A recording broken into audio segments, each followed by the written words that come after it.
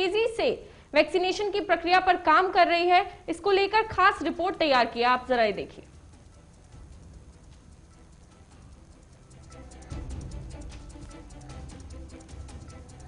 क्या स्थिति है, क्या कुछ सरकार द्वारा प्रयास किए जा रहे हैं। वहीं पर नारायणगढ़ से एसएमओ सिद्धू जी हमारे साथ मौजूद हैं।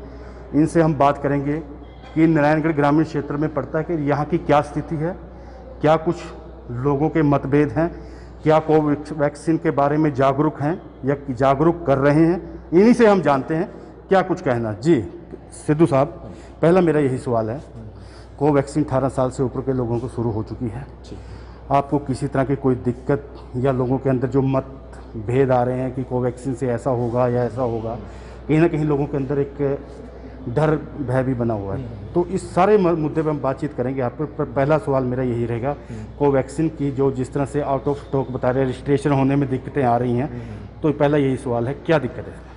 नहीं, ऐसे कोवैक्सीन और कोविशील्ड दोनों चल रही है हमारे पास। कोविशील्ड और कोवैक्सीन दोनों वैक्सीन आ रही है हमारे पास। अब 18+ सरकार ने शुरू करी है 1 तारीख से, हमारे पास 3 तारीख से वो शुरू हुई हैं। तो उसमें क्या करते हैं हम, वो पहले 18+ वाले लोग पहले रजिस्टर्ड होते हैं, अपने आप को कोविन पोर्टल पर रजिस्टर्ड करते हैं। जो लोग रजिस्टर्ड हो जाते हैं उनको एक डेट और टाइम स्लॉट दिया जाता है कि आप इस तारीख को नारायणगढ़ हॉस्पिटल में इतने बजे जाओगे। तो जो लोग उनमें रजिस्टर्ड हो गए तो वो हमारे पास आते हैं।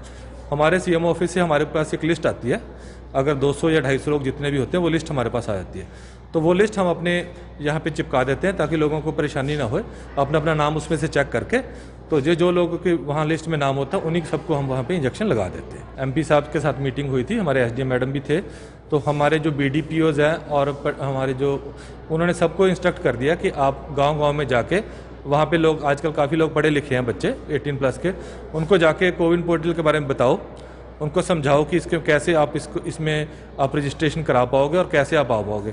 थोड़ी सी ये प्रॉब्लम आ रही थी कि बाहर के लोगों की वैक्सीन ज़्यादा हो रही थी बजाय यहाँ के, क्योंकि यहाँ के लोगों को रजिस्टर्ड करना नहीं आ रहा था।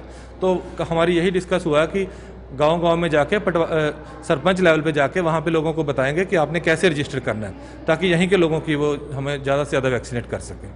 तो ग्रामीण के लोगों को जिस तरह हम बात कर रहे हैं, सबसे क्योंकि हरियाणा के हेल्थ मिनिस्टर द्वारा भी ये कहा गया कि ग्रामीण क्षेत्र में ज़्यादा कोरोना अब दस्तक देना शुरू कर दिया कोरोना ने, तो उसके लिए आपके पास क्या तमाम पूरी जानकारी है?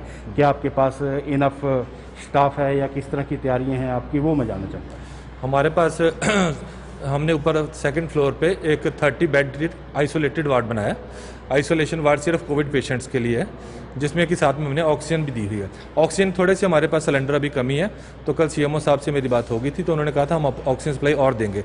तो ये आज या कल में हमारा आइसोलेशन वार्ड नारायणगढ़ में शुरू हो जाएगा 30 बेडेड, और प्लस एक हमारा बड़ा गाँव में एक गवर्नमेंट वुमेंस कॉलेज है, वहाँ पर 100 बेडेड कोविड हॉस्पिटल शुरू हो रहा है।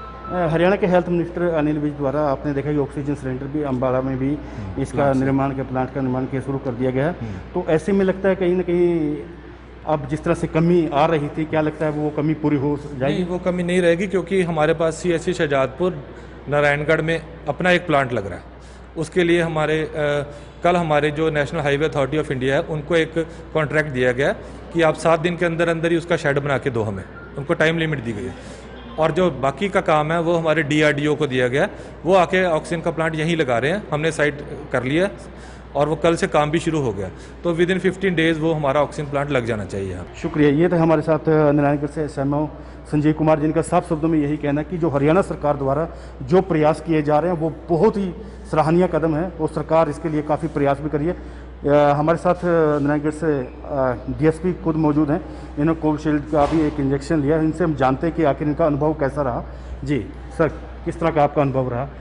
आपने टीकाकरण लगवा लिया, क्या आपको किसी तरह की कोई समस्या आई हो? देखो, टीकाकरण में हमें कोई समस्या नहीं आई। जो हमारे SMO साहब हैं बहुत कोऑपरेटिव हैं और हम लोगों से जो अपडेट मिलता रहता है वो बहुत कोऑपरेट करते हैं, बहुत केयर करते हैं। और हमने जो वैक्सीन लगवाई है बिल्कुल हम स्वस्थ हैं और सभी को लगवानी चाहिए, क्योंकि जो लगा रहे हैं ये जनहित में है, सभी के फ़ायदे में है, इससे घबराने की ज़रूरत नहीं है।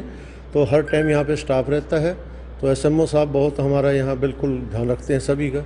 हम भी यहाँ पे राउंड लेते हैं, किसी को कोई तकलीफ़ हो तो हम सारी की सारी अपडेट लेते रहते हैं। भी जो मास्क के चलान करते हैं, लोगों को समझाते हैं और फ्लैग मार्च पुलिस का करते हैं, पेट्रोलिंग हम लोग लगाते हैं, मंडियों में हम जा कर के वहाँ पे स्पॉट विजिट करते हैं, उनको सोशल डिस्टेंसिंग के बारे में बताते हैं। क्योंकि माननीय गृह मंत्री जी हमारे पहले ही कह चुके हैं कि जनता की नाराज़गी भी अगर झेलनी पड़े तो झेलने, बट लाशों के ढेर कोई नहीं झेल सकता। तो अभी आपने देखा जो ऑक्सीजन की कमी की भी अफवाहें उड़ रही थी, तो प्लांट इतने युद्ध स्तर पे चल रहे हैं। अभी गृह मंत्री जी अनिल विज जी ने अम्बाला शहर के अंदर जो ऑक्सीजन प्लांट जो अभी चालू किया है, मात्र रातों रात चालू कर दिया और उसकी सीधी सप्लाई बेडों के पास, वहीं पे पाइप के द्वारा पेशेंट के पास पहुंच रही है। अभी नारायणगढ़ में भी शीघ्र अतिशीघ्र वो प्लांट लगने जा रहा है। तो ये काम बहुत युद्ध स्तर पर चल रहा है। तो आपने देखा कि जिस तरह से नारायणगढ़ डीएसपी खुद जायजा लेके बात वो कह रहे हैं कि नारायणगढ़ में हरियाणा के हेल्थ मिनिस्टर द्वारा पूरा ऑक्सीजन का अम्बाला के अंदर सिलेंडर के द्वारा कोई भी किसी तरह की कोई दिक्कत नहीं आएगी और सरकार काफ़ी प्रयास कर रही है।